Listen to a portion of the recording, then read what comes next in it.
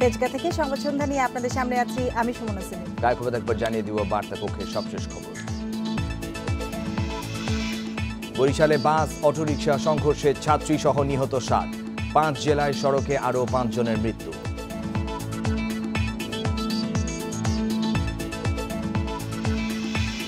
MPO ভুক্তির দাবিতে আন্দোলনে শিক্ষকরা, প্রধানমন্ত্রীর সাক্ষাৎ ছাড়া ঘরে না ফেরার ঘোষণা।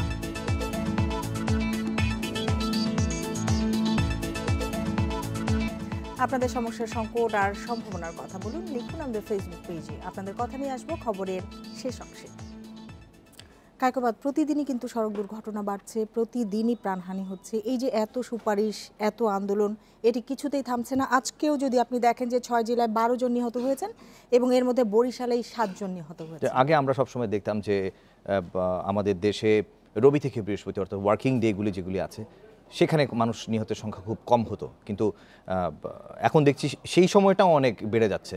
এবং একই সাথে আপনি শুক্র শনি ঈদের আগে পরে আপনি যদি বন্ধের সময়গুলো দেখেন সবচাইতে বেশি মানুষের মৃত্যুর মিছিল। তো এই জায়গা থেকে বেরিয়ে আসার জন্য আসলে সবাই খুব চেষ্টা করছে। গতকালকে আমরা দেখলাম যে ডিএমপি কমিশনারও নিজেদের ব্যর্থতার কথা স্বীকার করে নিচ্ছেন। তো ব্যর্থতা ঠিক আছে, কিন্তু এই ধরনের অনাকাঙ্ক্ষিত মৃত্যুর ঘটনা যাতে আর না ঘটে সেটার জন্য একটা সম্মিলিত প্রচেষ্টা খুব জরুরি দরকার। আমাদের কাছে একটি প্রতিবেদন আছে, আমরা সেটি দেখে আসব। বরিশাল শেরেবাংলা মেডিকেল কলেজে শোকার্ত স্বজনদের ভিড়। ছুটির দিন সকালে বরিশাল বানারীপাড়া সড়কে দুর্ঘটনায় এই প্রাণহানি। বরিশাল শহর থেকে মাধবপাশা যাওয়ার পথে গড়িয়ালপাড় এলাকায় দুর্জয় পরিবহনের বাসের সঙ্গে মাহিন্দ্রার সংঘর্ষ হয়।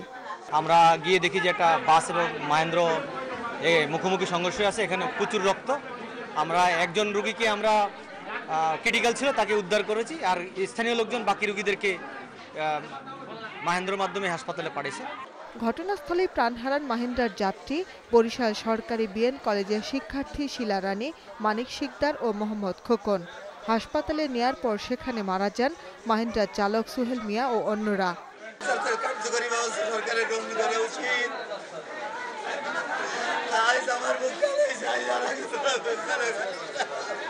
আহতদের মধ্যে সরকারি বিএন কলেজের আরেক শিক্ষার্থী সুমন সরকার সহ 2 জনের অবস্থা আশঙ্কাজনক বলে জানিয়েছেন চিকিৎসকরা। দুর্ঘটনার পরপরই বাস চালক ও হেলপার পালিয়ে যাওয়ায় বাস মালিককে ডেকে পাঠায় পুলিশ।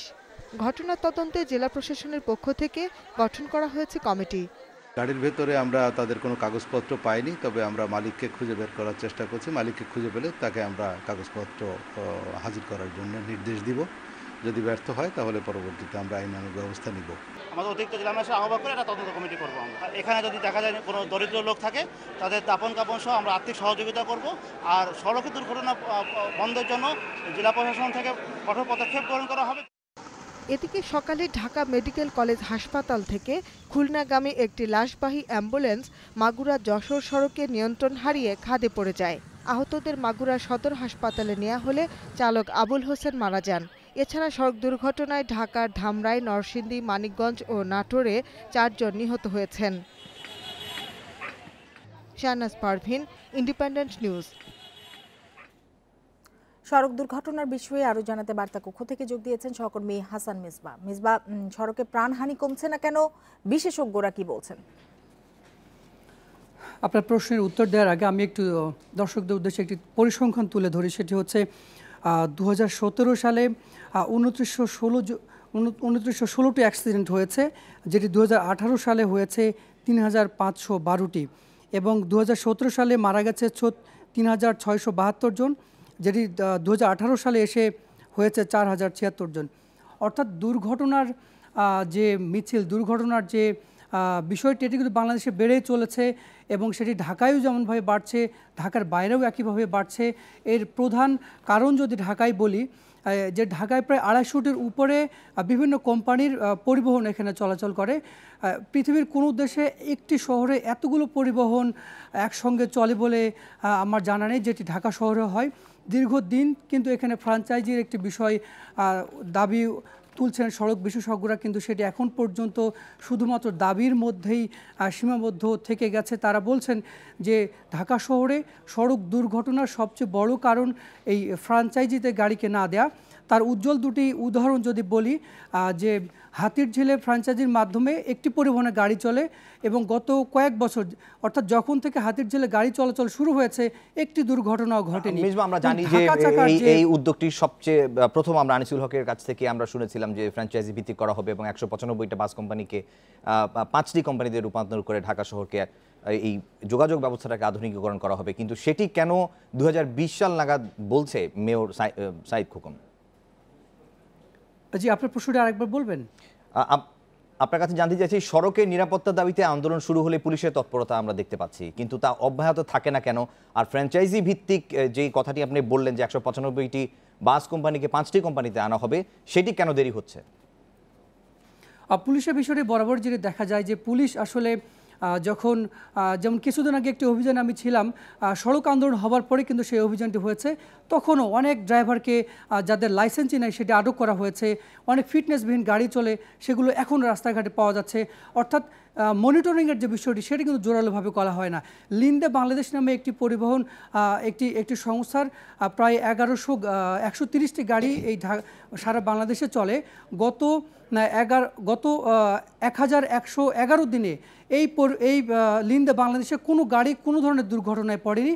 এর কারণ হিসেবে সেই পরিবহনের মালিকদের সাথে আমি কথা বলেছিলাম, তারা বলেছেন যে তারা সার্বক্ষণিক এগুলো তদারক করেন। অর্থাৎ বাংলাদেশের পরিবহন খাতে তদারকের যে ব্যবস্থাটি, মনিটরিংয়ের যে বিষয়টি, সেটি একেবারে নাই বললেই চলে। এবং এটি একটি কত বড় দুঃখজনক ঘটনা যে সড়ক আন্দোলন এত কিছু হবার পরও এই ঢাকা শহরে একজন চালক লাইসেন্সবিহীন, তারা ফিটনেসবিহীন গাড়ি নিয়ে নামেন। এবং আরেকটি প্রশ্ন আপনি করেছেন যে আমাদের ফ্র্যাঞ্চাইজির বিষয়টি কেন এতদিন আলোচনায় আসছে না কিংবা বাস্তবায়ন হচ্ছে না। এটি আসলে সড়ক পরিবহন যারা মালিক আছেন কিংবা বিভিন্ন সময় দেখা গেছে যে এই মালিকদের মধ্যেই অনেকে মন্ত্রী ছিলেন কিংবা প্রভাবশালী নেতা, সব মিলিয়ে কিন্তু আসলে আলোর মুখ দেখে নাই ফ্র্যাঞ্চাইজির যে বিষয়টি। ফলে এখন আসলে নতুন করে দেখবার বিষয় যে ফ্র্যাঞ্চাইজিতে বাংলাদেশ যায় কিনা। যত পদক্ষেপই নেওয়া হোক সড়ককে নিরাপদ করবার জন্য, পরিবহন খাতকে নৈরাজ্যমুক্ত করবার জন্য, কোনো বিষয় আসলে সুফল বয়ে আনবে না যদি না ফ্র্যাঞ্চাইজিতে এই বিষয়গুলিকে আনা হয়, এমনটি মনে করছেন সড়ক পরিবহন বিশেষজ্ঞরা। সড়ক দুর্ঘটনা তথ্য জানছিলাম আমরা সহকর্মী হাসান মিজবার কাছ থেকে। সড়কে শৃঙ্খলা ফেরাতে পুলিশ ব্যর্থ নয়, তবে হিমশিম খাচ্ছে বলে জানিয়েছেন স্বরাষ্ট্রমন্ত্রী আসাদুজ্জামান খান। সকালে রাজধানীর মগবাজারে স্বরাষ্ট্রমন্ত্রী বলেন, ঢাকার বিভিন্ন সড়কে উন্নয়ন কাজ চলছে, এতে কিছুটা সমস্যা হলেও পরিস্থিতি নিয়ন্ত্রণে কাজ করছে সরকার। ঢাকার প্রতিদিন 160টির মতন নতুন গাড়ি ঢুকছে, রাস্তাঘাট নেই, তারপরে খানাখন্দক, সব জায়গায় মানে উন্নয়নের কাজ চলছে, এলিভেটেড এক্সপ্রেস কিংবা ওইটাকে কি বলে মেট্রো রেল, সেই জন্য আমাদের পুলিশ হিমশিম খাচ্ছে। আন্দোলন ছাড়া গণতন্ত্র এবং খালেদা জিয়ার মুক্তি সম্ভব নয় বলে মন্তব্য করেছেন বিএনপির স্থায়ী কমিটির সদস্য আমির খসরু মাহমুদ চৌধুরী। তিনি আরও বলেন, আন্দোলন কখনো দিনক্ষণ ঠিক করে হয় না। দুপুরে জাতীয় প্রেস ক্লাবে জিয়া পরিষদ আয়োজিত আলোচনা সভায় আমির খসরু অভিযোগ করেন, ভোটাধিকার কেড়ে নেয়ার জন্যই খালেদা জিয়াকে কারাগারে নিয়েছে সরকার। 30 ডিসেম্বরের নির্বাচনে রাজনৈতিকভাবে আওয়ামী লীগই সবচেয়ে বেশি ক্ষতিগ্রস্ত হয়েছে বলেও মন্তব্য করেন তিনি। এদিকে খালেদা জিয়ার মুক্তির দাবিতে প্রেস ক্লাবের সামনে জাতীয়তাবাদী মহিলা দলের মানববন্ধনে বিএনপির স্থায়ী কমিটির সদস্য মঈন খান বলেন, গণতন্ত্র ধ্বংস করে গায়ের জোরে ক্ষমতায় আছে সরকার, জনগণকে ধোঁকা দিয়ে বেশি দিন ক্ষমতায় টিকে থাকা যায় না বলেও মন্তব্য করেন তিনি।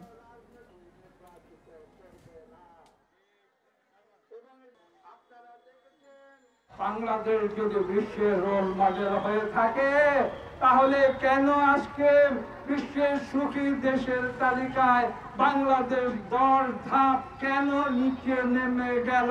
সেই প্রশ্নের উত্তর আজকে সরকারকে দিতে হবে। ধোঁকাবাজি দিয়ে চিরদিন থাকা যায় না। বাংলাদেশের মানুষের প্রত্যাশা পূরণে দেশনেত্রী বেগম খালেদা জিয়ার মুক্তির জন্য যে আন্দোলন সৃষ্টি হবে, সেই আন্দোলন বলে কই আসবে না, সেই আন্দোলন আসবে, দেশ মুক্ত হবে, দেশনেত্রী বেগম খালেদা জিয়া মুক্ত হবে ইনশাআল্লাহ। বাংলাদেশ সাধারণ ছাত্র অধিকার সংরক্ষণ পরিষদের সিদ্ধান্ত অনুযায়ী আগামীকাল ভিপি পদে দায়িত্ব নেবেন নবনির্বাচিত নুরুল হক নূর। বিকেলে ঢাকা বিশ্ববিদ্যালয়ের সংবাদ সম্মেলনে কথা জানান তিনি। সাধারণ শিক্ষার্থীদের দাবির সাথে একাত্মতা প্রকাশ করে ভিপি নূর বলেন, তিনি দায়িত্ব গ্রহণ করলেও পুনর্নির্বাচনের দাবিতে আন্দোলন চলবে। শনিবার সকাল 11টায় ঢাকা বিশ্ববিদ্যালয়ের উপাচার্যের বাসভবনে ডাকসুর প্রথম বৈঠকে দায়িত্ব গ্রহণ করবেন নবনির্বাচিত ভিপি। 28 বছর পর গত 11 মার্চ 25 পদে ডাকসু নির্বাচন হয়। এতে ভিপি পদে সাধারণ ছাত্র অধিকার সংরক্ষণ পরিষদের নুরুল হক নূর, জিএস পদে ছাত্রলীগের গোলাম রাব্বানী এবং এজিএস পদে সাদ্দাম হোসেন নির্বাচিত হন। 25টি পদের মধ্যে 2টি ছাড়া সবগুলোতেই জয় পায় ছাত্রলীগ। নির্বাচনে কারচুপির অভিযোগ তুলে ভোট বর্জনের ঘোষণা দেয় 5টি ছাত্র সংগঠন। শিক্ষার্থীরা পুনর্নির্বাচনের দাবিতে আন্দোলন করতেছে এবং আমরাও তাদের সাথে একাত্মতা পোষণ করেছি। আর ডাকসু নির্বাচনকে কেন্দ্র করে আগামীকালকে যে অভিষেক অনুষ্ঠান হতে যাচ্ছে সেখানে আমরা শিক্ষার্থীদের চাওয়া পাওয়াকে প্রাধান্য দিয়েই আমরা আনুষ্ঠানিকভাবে দায়িত্ব গ্রহণ করব এবং শিক্ষার্থীদের পুনর্নির্বাচন সহ যে বিশ্ববিদ্যালয়ে অন্যান্য সমস্যা রয়েছে সেটি সমাধানকল্পে আমাদের নিয়মতান্ত্রিক যে আন্দোলন সংগ্রাম সেগুলো চলবে। আপনারা জানেন যে এমপিও ভুক্তির দাবিতে তৃতীয় দিনের মতো আন্দোলন অব্যাহত রেখেছেন নন এমপিও শিক্ষক কর্মচারীরা। প্রধানমন্ত্রীর সাক্ষাৎ না পাওয়া পর্যন্ত প্রেস ক্লাবের সামনে সড়কে অবস্থান কর্মসূচি চালিয়ে যাওয়ার ঘোষণা দিয়েছেন তারা। বুধবার প্রেস ক্লাবের সামনে অবস্থান নিলেও বৃহস্পতিবার থেকে সড়কে অবস্থান নেন আন্দোলনকারীরা। এমপিও ভুক্তির দাবিতে শিক্ষকদের স্লোগানে মুখর জাতীয় প্রেস ক্লাব এলাকা। দাবি আদায়ে রাত দিন সড়কেই অবস্থান তাদের। শুক্রবার সড়কে জুম্মার নামাজ আদায় করেন আন্দোলনকারীরা। তারা বলছেন 2018 সালে একই দাবিতে আন্দোলন চলাকালে প্রধানমন্ত্রীর পক্ষে তার একান্ত সচিব এবং তৎকালীন শিক্ষামন্ত্রী দাবি পূরণের আশ্বাস দিলেও 1 বছরেও এর প্রতিফলন নেই। দাবি পূরণে প্রধানমন্ত্রীর সাক্ষাৎ এবং হস্তক্ষেপ চান তারা। এইবার দিয়ে আমরা প্রায় 28 থেকে 30 বারের মধ্যে এসেছি এখানে, বারবার আমাদের আশ্বাস দিয়ে ফিরে দেওয়া হয়েছে। 1995 সালে প্রতিষ্ঠান খুলছি, 3 আমার অনুমতি হয়েছে, 6 আমার স্বীকৃতি হয়েছে, কিন্তু আমার এমপিভুক্ত পাই না। আমাদের দাবি হলো প্রধানমন্ত্রীর সাক্ষাৎ করা। উনি যখনই আমাদের সাক্ষাৎ দেবেন আমরা রাজপথ ছেড়ে দেব। দীর্ঘদিন বেতন ভাতা না পাওয়ায় অনেক কষ্টে দিন যাপন করতে হচ্ছে বলে জানান আন্দোলনকারীরা। প্রয়োজনবিধি এখানে মৃত্যু হবে, তাও এখান থেকে আমরা সর্বনা আমাদের মৃত্যু হবে, তারপরও এত বছর বেকার খাইতে আর আমাদের ধৈর্য কুলে না। একটি টাকা আমি স্কুল থেকে পাবো বলে আমাদের প্রধানমন্ত্রী আশ্বাস দিয়েছে যে হবে হবে হবে হবে হবে করে আমার 19 বছরে যে পার হবে। বুধবার থেকে এমপি ভুক্তির দাবিতে আন্দোলন শুরু করেন সারা দেশের নন এমপিও শিক্ষকরা। বৃহস্পতিবার দুপুরে প্রধানমন্ত্রীর কার্যালয় অভিমুখে পদযাত্রা করলে কদম ফোয়ারা এলাকায় তাদের বাধা দেয় পুলিশ। পরে সেখানেই অবস্থান নেন তারা। এরই মধ্যে কয়েকজন অসুস্থ হয়ে পড়েছেন বলেও দাবি আন্দোলনকারীদের। মাহমুদ শরীফ, ইন্ডিপেন্ডেন্ট নিউজ, ঢাকা। সংবাদ সন্ধ্যা দেখছেন ইন্ডিপেন্ডেন্ট টেলিভিশনে। বিরতির পর স্বাগত আরেকবার। উপজেলা নির্বাচনের তৃতীয় ধাপের প্রচার শেষ হচ্ছে আজ। শেষ দিকে বেড়েছে আচরণবিধি লঙ্ঘনের অভিযোগ। সুষ্ঠু ভোট হওয়া নিয়েও শঙ্কা জানিয়েছেন অনেক প্রার্থী। লক্ষ্মীপুর সদরে আওয়ামী লীগের প্রার্থী আবুল কাশেম চৌধুরী নির্বাচনী প্রচারের নামে শোডাউন করেছেন, যদিও আচরণবিধি লঙ্ঘনের কারণে তাকে সতর্ক করে কমিশন। রামগঞ্জ, রায়পুর, রামগতি ও কমলনগর উপজেলায়ও মিলেছে আচরণবিধি লঙ্ঘনের অভিযোগ।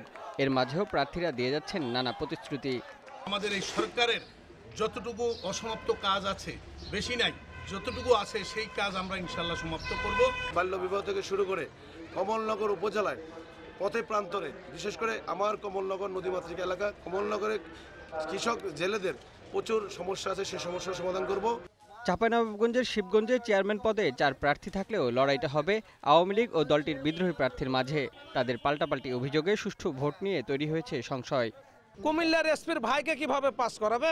কুমিল্লার এসপির ভাই প্রার্থী, এই জন্য নগঞ্জের এসপি এটা উঠে পড়ে লেগেছে এবং আতঙ্ক সৃষ্টি করেছে। আমার যথেষ্ট সন্দেহ আছে যে এগুলো বিদ্রোহী প্রার্থীর পক্ষে সবকিছু সন্ত্রাসী কার্যকলাপ ঘটানো সম্ভব বলে আমি মনে করি। মাদারীপুরের রাজৌর উপজেলায়ও পরস্পরের বিরুদ্ধে অভিযোগ করেছেন আওয়ামী লীগ ও দলটির বিদ্রোহী প্রার্থী। আচরণ বিধির উপরে যেগুলো লেখা আছে যে তার একটা সীমিত টাকা খরচা করতে পারে, কিন্তু সে কত টাকা খরচা করতেছে তার সীমানা নেই। লোকপ্রতীক নিয়ে যে নির্বাচন করতেছে তারা সবসময় সর্বক্ষণ আমাদের নেতাকর্মীদের প্রতি হামলা, অন্যায় অত্যাচার করে। কুষ্টিয়ার মিরপুর ও ভেড়ামারা উপজেলায় নির্বাচনের আমেজ বাড়িয়ে দিয়েছে মহাজোটের অন্য শরিক দলগুলো। এছাড়া আওয়ামী লীগের প্রার্থীদের প্রতিযোগিতা করতে হবে দলের বিদ্রোহীদের সঙ্গেও। একটা কৃষি বিপ্লব ঘটিয়ে আগামী 5 বছরের ভিতরে 21 বিছনের ভিতরে মিরপুর উপজেলায় একটিও দরিদ্র মানুষ থাকবে না। নির্বাচন যদি সুষ্ঠু হয় ইনশাল্লাহ আমরা এই জাসদের নেতাকর্মীদের সহযোগিতা এবং সাধারণ মানুষের সমর্থনে ইনশাল্লাহ আমরা জয়লাভ করব। কক্সবাজারে ভোটের কারণে 23 মার্চ সন্ধ্যা থেকে 25 মার্চ সকাল পর্যন্ত রোহিঙ্গাদের ক্যাম্প থেকে বের না হওয়ার নির্দেশ দিয়েছে নির্বাচন কমিশন। Mostafizur Rahman, Independent News desk. নির্বাচনে প্রভাব বিস্তারের অভিযোগে মাদারীপুরের রাজৈর উপজেলার একজন নির্বাচন কর্মকর্তা ও থানার ভারপ্রাপ্ত কর্মকর্তাকে দায়িত্ব থেকে অব্যাহতি দেওয়া হয়েছে। জেলা নির্বাচন কর্মকর্তা মোহাম্মদ মনিরুজ্জামান জানিয়েছেন, দায়িত্ব পালন করবেন ইন্সপেক্টর মোহাম্মদ শাহজাহান। অন্যদিকে নির্বাচনে প্রভাব বিস্তারের জন্য তার জায়গায় দায়িত্ব পালন করবেন বোয়ালমারী উপজেলা নির্বাচন কর্মকর্তা ABM আজমল হোসেন।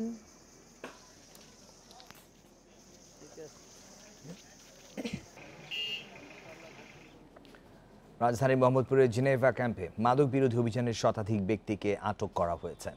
তারা মাদক ব্যবসায়ী বলে জানিয়েছে র্যাব। মাদক নির্মূল না হওয়া পর্যন্ত অভিযান চলবে বলে জানিয়েছে সংস্থাটি।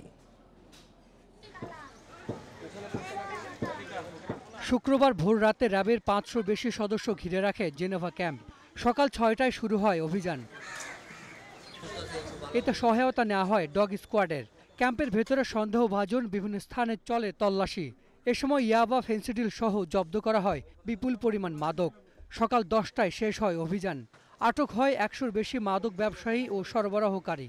মাদকগুলি আসে এবং আসার পরে বিভিন্ন জায়গায় মাদকগুলি ছড়িয়ে যায় এবং আমরা একটা উল্লেখযোগ্য দেখতে পেয়েছি যে একটি অংশ যে মাদকগুলি এখন নিয়ে আসার পরে ছোট ছোট শিশুদেরকে দিয়ে তারা এগুলি বিভিন্ন জায়গায় এগুলি নিয়ে যাচ্ছে, সে একটি ক্রিটিক্যাল ইস্যু। র্যাব জানায়, আটক ব্যক্তিদের মধ্যে চিহ্নিত মাদক ব্যবসায়ী আছে 10 জন। বেশিরভাগের নামে রয়েছে একাধিক মামলা। 10 জন মেইন ডিলার আছে যারা সাধারণত এই মাদকের পুরো সিন্ডিকেটটাকে এখানে লোকালি ছোট ছোট গ্রুপ হিসেবে কন্ট্রোল করে তাদেরকে আমরা গ্রেপ্তার করতে সক্ষম হয়েছি। অবশ্যই এই অভিযান যে আজকে চলছে এই অভিযান চলমান থাকবে। র্যাবের দাবি, মাদকের আখড়া হিসেবে পরিচিত জেনেভা ক্যাম্পের পরিস্থিতি আগের চেয়ে ভালো। মাদক নির্মূল না হওয়া পর্যন্ত চলবে অভিযান। Hasan Misbah, independent news, Dhaka. পদ্মা সেতুর জাজিরা প্রান্তে 34 ও 35 নম্বর পিলারের নবম স্প্যান বসানো হয়েছে। এর মধ্য দিয়ে সেতুর 1.5 কিলোমিটার দৃশ্যমান হলো। গতকাল সকাল থেকে স্প্যান বসানোর প্রক্রিয়া শুরু হলেও স্প্যান বহনকারী ক্রেনের নোঙর করা রশি ছিঁড়ে দেখা দেয় বিপত্তি। তার উপর ছিল নাব্যতা সংকট। কয়েক দফা চেষ্টার পর বেলা 12টার দিকে কাজ স্থগিত করা হয়। আজ আবার কাজ শুরুর সিদ্ধান্ত জানান উপসহকারী প্রকৌশলী হুমায়ুন কবির। সে অনুযায়ী সকালে স্প্যান বসানো হয়। এর আগে বুধবার স্প্যান বহনকারী ক্রেন মুন্সিগঞ্জের কুমারভোগ কনস্ট্রাকশন ইয়ার্ড থেকে জাজিরা প্রান্তে নেওয়া হয়। চলতি মাসের শেষে আরও একটি স্প্যান বসানোর পরিকল্পনা করছেন প্রকৌশলীরা।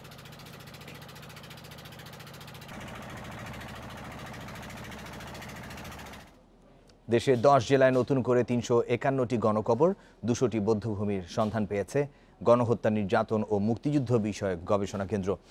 এসব গণকবরে 3000-এর বেশি গণহত্যার ঘটনা ঘটেছে। এক প্রতিবেদনে এমন তথ্য জানিয়েছে সংস্থাটি। দেশের সব জেলায় জরিপ শেষ হলে গণহত্যা বিষয়ে মানুষের ধারণা বদলে যাবে।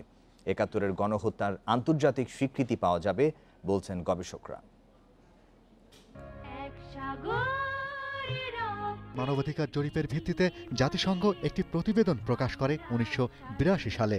এতে বলা হয়, মুক্তিযুদ্ধের সময় প্রতিদিন গড়ে 6 থেকে 12,000 মানুষ হত্যা করেছিল পাকিস্তান সেনাবাহিনী। সেই হিসাবে মুক্তিযুদ্ধের শহীদের সংখ্যা 30 লাখ পেরিয়ে যায়। স্বাধীনতার পর শহীদদের সংখ্যা 30 লাখ সংবিধানে লিপিবদ্ধ হয়। এরপর মুক্তিযুদ্ধে হত্যা ও নির্যাতনের ঘটনা নিয়ে হয়নি কোনো জরিপ।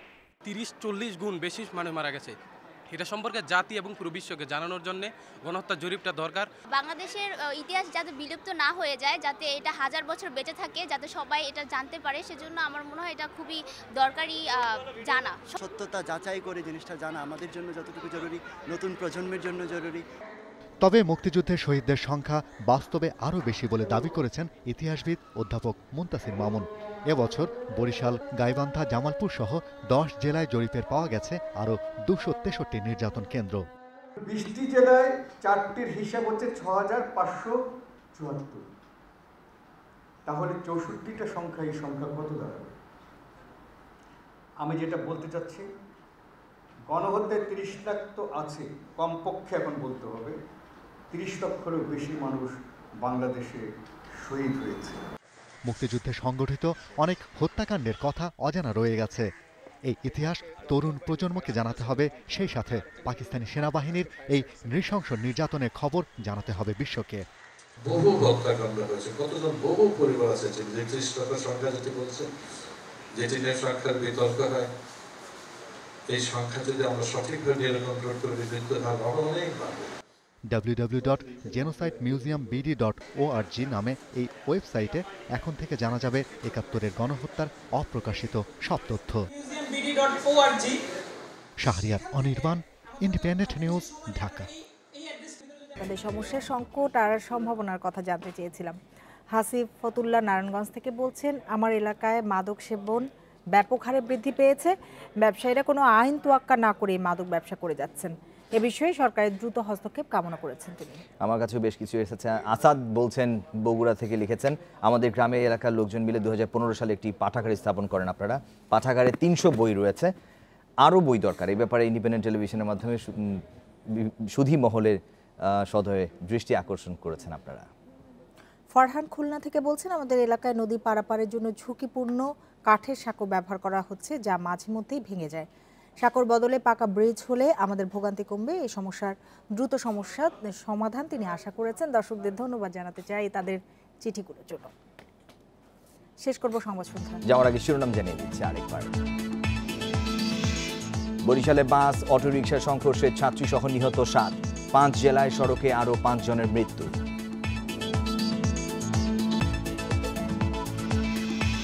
এমপিও ভুক্তির দাবিতে আন্দোলনে শিক্ষকরা, প্রধানমন্ত্রীর সাক্ষাৎ ছাড়া ঘরে না ফেরার ঘোষণা।